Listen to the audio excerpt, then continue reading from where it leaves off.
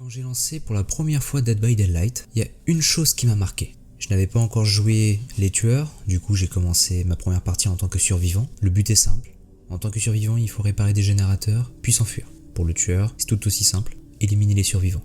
À la base, je n'avais pas trop compris que tous les tueurs pouvaient avoir une sorte de pouvoir. Donc du coup je fais ma partie comme si de rien n'était, je répare un générateur, et j'entends un cœur battre de plus en plus fort. Dans le jeu, cela veut dire que l'ennemi s'approche de plus en plus. Donc du coup, le meilleur moyen est de fuir, ou alors de se cacher. Mais ce que je n'avais pas compris, c'est que d'un coup, le cœur commençait à battre, et soudain, plus rien. Un silence de mort, je continue à réparer le générateur en me disant qu'il n'y a personne. Et devant moi apparaît le spectre.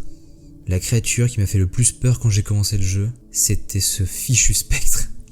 Donc si vous avez jamais joué au jeu, faites très attention, il peut surgir à tout moment. Assez parlé de mon expérience, maintenant je vous laisse avec la vidéo. Il y a une autre apparition, plus terrifiante que tout ce que j'ai jamais vu, chassant parmi les ombres ici. Elle se déplace comme une silhouette, apparaissant et disparaissant au son d'une cloche redoutée. Il est impossible de la localiser. Il m'a attrapé plusieurs fois sans même que je le voie approcher. Souvent convaincu que mes arrières étaient couverts, il s'était rapidement matérialisé juste derrière moi pour frapper à bout portant. Restez immobile et observez la brume. Ne bougez pas, ne clignez pas des yeux. Et pour l'amour de Dieu, ne respirez pas.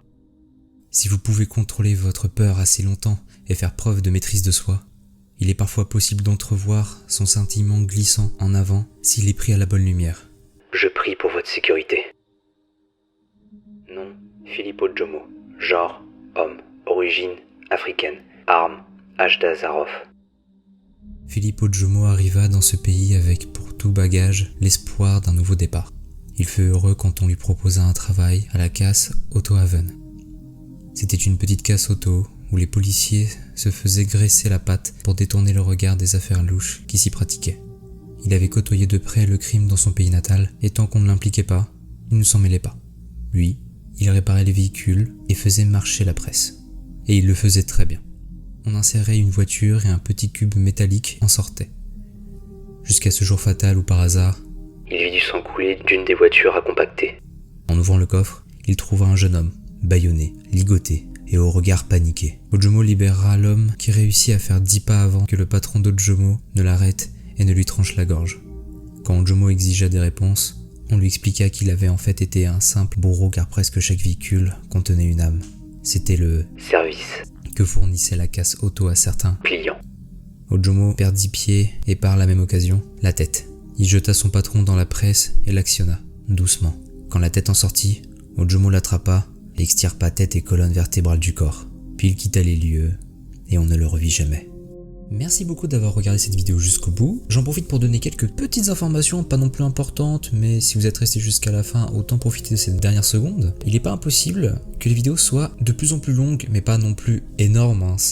Là on commence sur du 5 minutes aux alentours, ça peut aller jusqu'à du 15 minutes, parce que j'ai remarqué pendant que je faisais le texte du spectre, il y a, j'ai remarqué qu'il y avait des textes de plus en plus longs à force de regarder les nouveaux personnages. Donc du coup voilà, ne soyez pas étonnés. C'est normal si les prochaines vidéos sont un peu plus longues que d'habitude.